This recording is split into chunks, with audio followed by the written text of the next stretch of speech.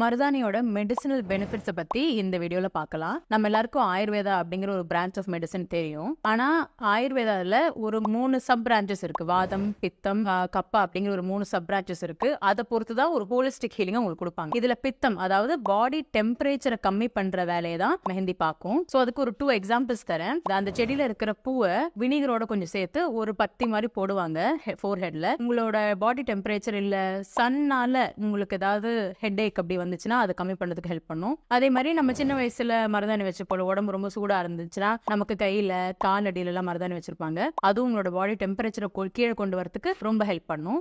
இதுல ஒரு டிஸ்அட்வான்டேஜ் என்னன்னா, even though it has so many benefits, மருதாணி வந்து உங்களோட ஸ்கின் அண்ட் ஹேரை ரொம்ப டீஹைட்ரேட் பண்ணும். அதனால உங்களோட ஹென்னா ஆர்டிஸ்டா இருக்கலாம், அவங்க ஒரு ஹென்னா பாம் ஒன்று கொடுப்பாங்க. ஹேருக்கு யூஸ் பண்றீங்கன்னா கர்ட் இல்ல அந்த மாதிரி ஏதாவது ஹைலி மாய்ஸ்சரைசிங் எலிமெண்டோட சேர்த்துட்டு நீங்க யூஸ் பண்ணணும்.